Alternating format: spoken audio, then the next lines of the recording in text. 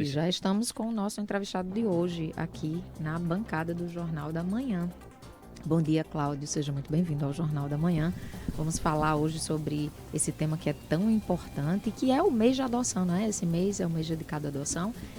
E eu queria que você começasse falando aqui sobre... Nós temos dois assuntos aqui, é o apadrinhamento, né? Essa ação do apadrinhamento e a adoção. Sobre a adoção. Esse é o mês, qual é a campanha deste ano, o que é que nós temos, qual é a campanha que está chamando a atenção para a questão da adoção, principalmente no ano em que a gente vem falando aí tanto de violência e violência cometida contra crianças, né, e adolescentes. Bom dia, obrigado pelo convite, né? É uma honra estar aqui.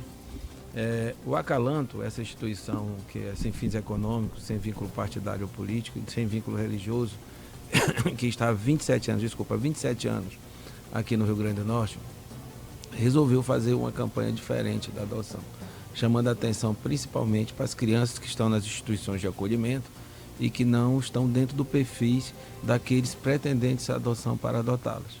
Né? Essas crianças geralmente são bem invisíveis devido ao segredo de justiça e quem não é visto não é lembrado.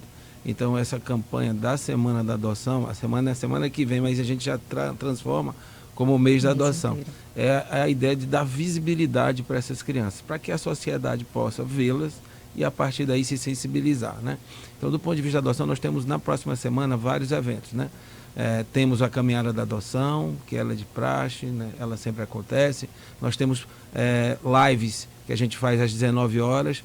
É só entrar no site do Acalanto, www.projetoacalanto.com.br.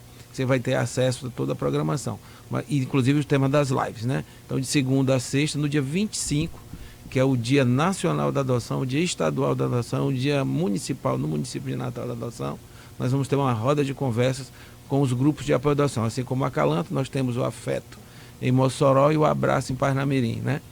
E a gente está programando para fazer portas abertas, que é o Acalanto abre a sua sede e convoca novos voluntários que possam dar o seu esforço para ajudar essas crianças que estão na instituição de acolhimento e precisam de uma família. Quanto à questão do padrinho, né, ele está em pleno desenvolvimento. Nós estamos na 2ª/3ª turma. É um projeto muito lindo, muito maravilhoso, também focado nessas crianças. Elas não estão sendo procuradas pelos perfis dos pretendentes e ficam lá na instituição de acolhimento. Então, aqueles que não querem adotar, mas que querem pegar uma criança no final de semana, ou querem ajudar financeiramente uma criança, né? Ou querem dar um curso, né? Às vezes de inglês, às vezes um reforço escolar, eles podem participar desse programa.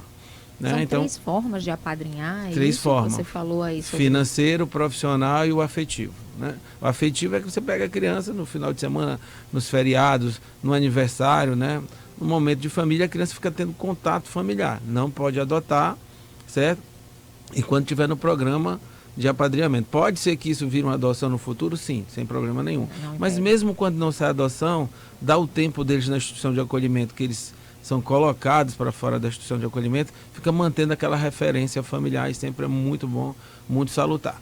O profissional é aquela pessoa que diz, olha, eu tenho o dom aqui da aula de inglês, eu tenho conhecimento técnico de karatê, de judô, e eu quero dar o meu esforço para aquelas crianças que estão na instituição de acolhimento.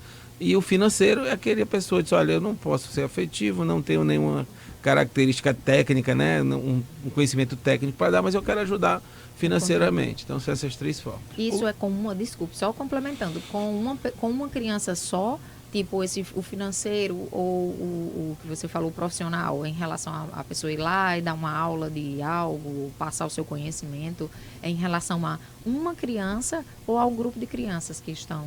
Sim, é o grupo de crianças. É um programa, né? Para a pessoa participar, ele tem que fazer algumas capacitações para entender o universo que ele vai entrar. Então, abre-se uma turma de quem quer ser padrinho. No momento, não temos uma turma em desenvolvimento, não temos uma turma aberta. Eles procuram, aí passa por uma grande palestra, onde vai explicar todos os detalhes, depois 2 cursos preparatórios e depois um estudo psicossocial para essas pessoas que querem ser padrinhos. Claro, todas essas etapas mais completas é para quem vai fazer o apadrinhamento afetivo. O financeiro é só o primeiro palestrão. Sim. O profissional, se for entrar dentro da instituição de acolhimento, para atender todas as crianças, e sempre para atender todas as crianças, o financeiro que é desculpe, Sim, o afetivo que é personalíssimo, né? E é muito bonito, porque o afetivo é uma escolha de mão dupla, não é o padrinho que escolhe. Ele vai lá, ele vai lá e nesse momento de sensibilização, é a criança que praticamente que escolhe o padrinho, né? Então isso é muito bacana. E o financeiro, já que não precisa, ele só faz o palestrão, né? O profissional precisa fazer algumas etapas, porque vai dar curso, às vezes, dentro da instituição de acolhimento. Como é que tem sido esse trabalho? Eu não conhecia essa modalidade dessa relação do apadrinhamento. Há quanto tempo já fazem esse trabalho? Quais são os resultados? Como é que é o relacionamento dessas crianças com essas famílias que ajudam dessas 3 formas que você disse? Eu vou explicar um pouquinho mais para trás o histórico para vocês entenderem. Era um sonho dos grupos de apoio à adoção que isso estivesse dentro do Estatuto da Criança e Adolescente. Existiram lá no passado, algumas décadas atrás, ensaios disso na década passada, mas a gente não tinha o respaldo legal. Então fazíamos porque somos grupos e sempre gostamos de ajudar, principalmente as crianças e os adolescentes. E então a gente pediu muito para isso acontecer na primeira mudança que aconteceu no ECA em 2009. Acabou não entrando no projeto de lei e acabou não sendo aprovado porque não estava no projeto. Mas quando foi agora em 2017, na segunda grande mudança no Estatuto da Criança e Adolescente, finalmente nós conseguimos aprovar dentro do ECA a questão do programa Padrinhos. E ele veio com essa finalidade em 2017. Só que entra na lei 2017, a efetivação leva um tempo. Então, nós hoje estamos na 2ª/3ª turma. A primeira turma foi antes da pandemia, aí veio a pandemia. Né? Aí foram 2 anos sem, praticamente. Então, a primeira turma 2019, 2020, 2021 e 2022 houve a retomada. E como é que você seleciona as crianças e adolescentes que vão participar do programa de apadrinhamento? Esse programa, ele não tem só o grupo de apoio à adoção, só a sociedade civil organizada, não. Tem o Judiciário, tem o Ministério Público, tem o Executivo Municipal, principalmente Secretaria Social. Nós temos toda a rede de proteção participando, né? As escolhas das crianças são crianças que estão disponíveis, no primeiro momento eram só crianças que estão disponíveis para adoção ou em via de disponibilidade para adoção no processo de instituição do poder familiar, selecionado pelo Ministério Público e pelo Judiciário, né? Claro que o grupo de apoio à adoção participa também desse processo, mas eles é que determinam. Então são selecionadas essas crianças. O primeiro foco era trabalhar crianças grandinhas, então era de 8 anos para cima, né? E chegava até quase adulto, ou seja, 17 anos, 11 meses e 29, tudo que tivesse na instituição de acolhimento, as crianças que estivessem lá e tivessem destituídas do poder familiar participavam. Essa era a seleção. Os pretendentes, às vezes, como é que faz? O número de pretendentes a padrinhos, o número de apadrinhados, como é que bate? Deus. Isso ajuda muito. É Deus, né? Definitivamente muito importante. Na primeira turma bateu um pouquinho. Na segunda turma a gente tinha um número muito grande para atender os apadrinhados, só que a seleção foi eliminando muitas pessoas. Porque as pessoas ainda têm um equívoco de achar, não, eu não vou pegar para fazer companhia, fazer para ajudar aqui em casa. Então a gente vai selecionando para tirar as pessoas que vêm com essa intenção. Existe ainda muito desconhecimento, não só na adoção, mas em todos os institutos que auxiliam a adoção. E existe ainda muito preconceito. Eu falo muito isso, as pessoas pensam que adotar é suprir um filho que morreu, uma carência, ou um luto, ou então é para poder fazer a caridade, ou adotar então é para a pessoa ver, vai me ajudar aqui em casa, eu estou idoso. Isso não é adoção. Adoção é uma forma de ter uma família exclusivamente pelo afeto.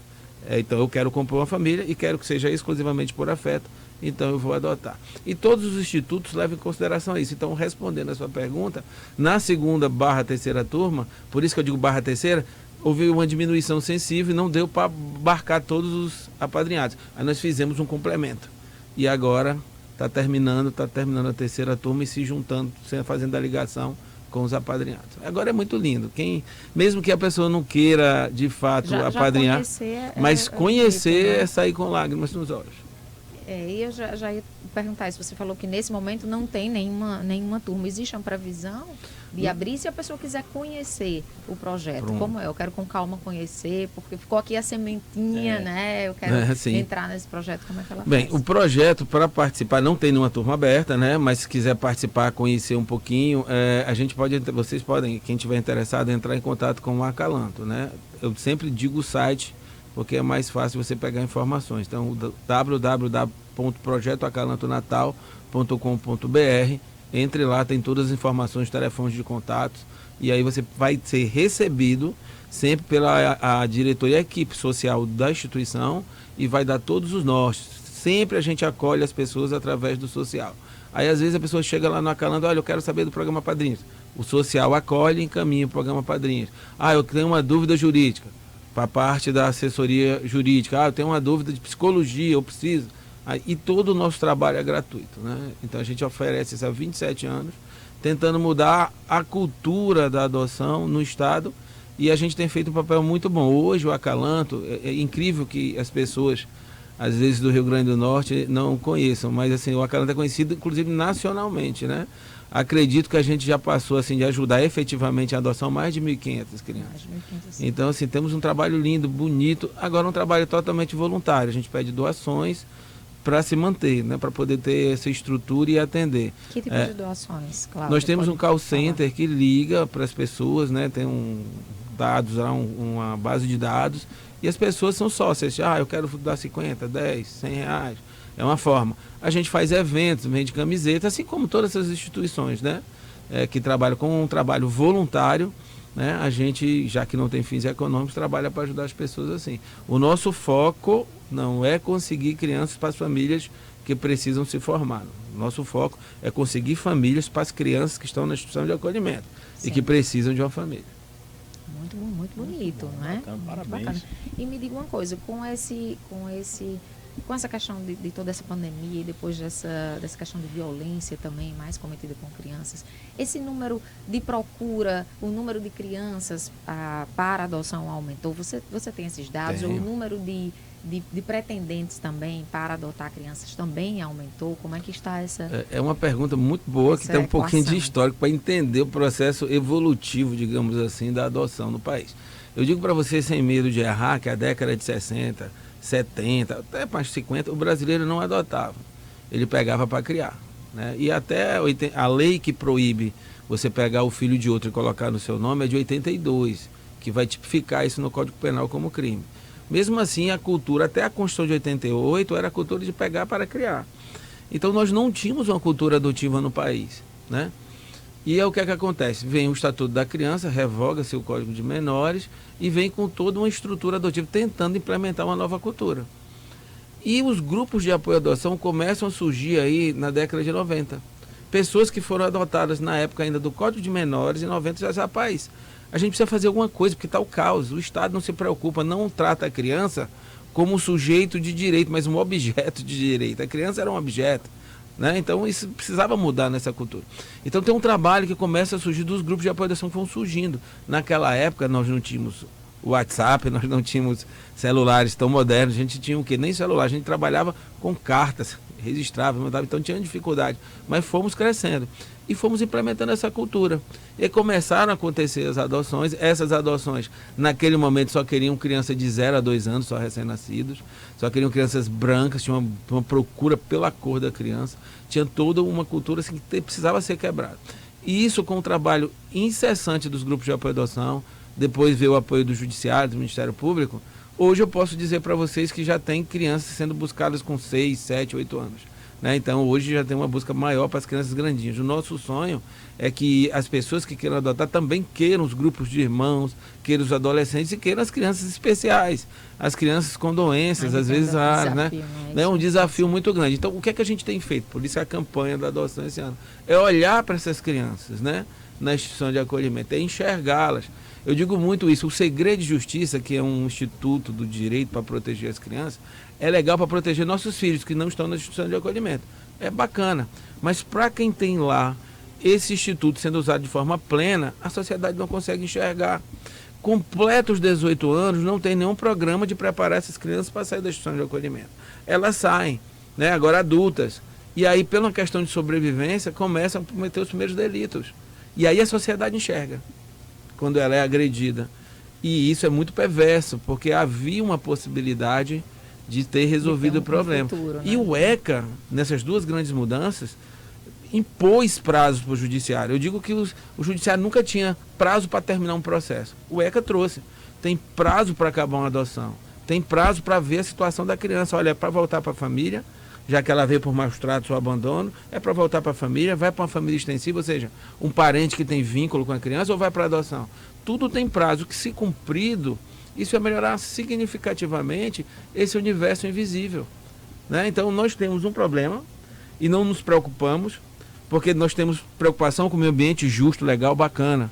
Nós temos preocupação com estrutura familiar, muito legal, bacana. Mas os nossos semelhantes, as crianças não são as crianças dos outros, são as nossas crianças. E a gente não se preocupa, né? Então eu acho que falta um olhar ainda do Estado, eu digo o Estado completo brasileiro, para que possa dar apoio para essas famílias que estão tão vulneráveis e que têm gerado essas crianças que sofrem. Para quem é pai, para quem é mãe, principalmente nesse dia que se aproxima, que é o Dia das Mães, perfeito. Né? Se entrar na instituição de acolhimento, você vai dizer, pai, eu não quero um filho meu passar uma hora, nem 1 minuto, nem 10 minutos. Eles dão o máximo que eles podem, mas não tem afeto. Porque não é família. E o direito do ECA é o direito a garantir a convivência familiar e comunitária. Então a instituição, mesmo estruturada, nunca será família. Perfeito, Cláudio. Importantíssimo, importantíssimo trazer esses dados mesmo, trazer essa luz, né, para que a gente repense e veja exatamente essas crianças invisíveis. E tem muita, assim, só complementando, assim, hoje a estrutura nessas mudanças, eu estava falando com o nosso amigo aqui no começo, mudou, aquela época não tinha um cadastro, hoje você tem que se habilitar, né, eu quero habilitar, fazer um processo de concurso, verificar, ponto, agora eu estou pronto para ser adotado, e vai esperar a criança chegar. E os números que sempre perguntam para nós na Semana da Adoção, e é na Semana da Adoção que a imprensa abre os braços para o tema, e aí perguntam para a gente, olha, como é isso? Tem mais pretendentes à adoção do que crianças disponíveis. Como é isso? Sim, mas e aquelas crianças que estão na instituição de acolhimento que não estão disponíveis? Né? E por que é que elas não estão disponíveis? É aí que está o nó. Não é a burocracia, é o nó da adoção, está aí. Porque muitas dessas crianças, elas chegam novas e ainda dentro do perfil dos pretendentes, mas ficam trabalhando biologismo em excesso. Claro, a adoção é excepcional, mas é uma opção, não pode deixar de ser. Então, ficam inserindo, voltando para a família natural, aí, maus tratos de novo, volta. Vai e volta. Aí vai saindo da idade do perfil dos pretendentes. Até não estar mais disponível, entendeu? Então, isso é o grande problema, é cumprir e ter a consciência seguinte, olha, se não dá, tem que ir para uma família. E deixar de ser tão biologista, porque quando você é excessivamente biologista, você fica lá empurrando, só que... Quando você fala biologismo, significa o que exatamente? Manter na própria família. O biologismo que eu falo é que a gente acha que sempre tem que ficar, e aí não tem jeito, tem que se tentar a última possibilidade. Daquele vínculo da família. Exemplo, como família. É com a pessoa que sofreu, uma criança que sofreu violência, com a participação, com a conivência desses pais biológicos, ainda vão se estudar para voltar para essa família. Aí não tem como. E acontece casos assim, eu estou dando um caso esdrúxulo para que se possa entender, né? A família extensiva, então 2 requisitos, ser parente e ter vínculo. Como é que eu posso dizer que um avô e uma avó têm vínculo com a criança que está lá, que nunca viu, a criança está com 7 anos, nunca viu, não tem vínculo. Aí vai para essa avó, o que é que vai acontecer quando você não tem afeto? Volta. E cada volta é um deserto no mundo psicológico de dor, né? É um dano assim irreversível. É uma rejeição. Uma rejeição. Tem crianças que já foram devolvidas 5, 6 vezes. Então são coisas assim de doer. E isso é o grande nó da adoção. Porque às vezes acontece isso? Porque os próprios operadores do direito ficam, não, mas é a avó. Mas não tem vínculo. E aquilo ali está na cara. As crianças que estão na casa de acolhimento. Esse é o perfil. Digamos que o perfil, há um perfil generalizado em cima dessas crianças. E também tem casos que é difícil. Quando você acolhe um grupo de irmãos de 5, 6, né? E a lei diz não, que essas crianças têm que ficar unidas, né?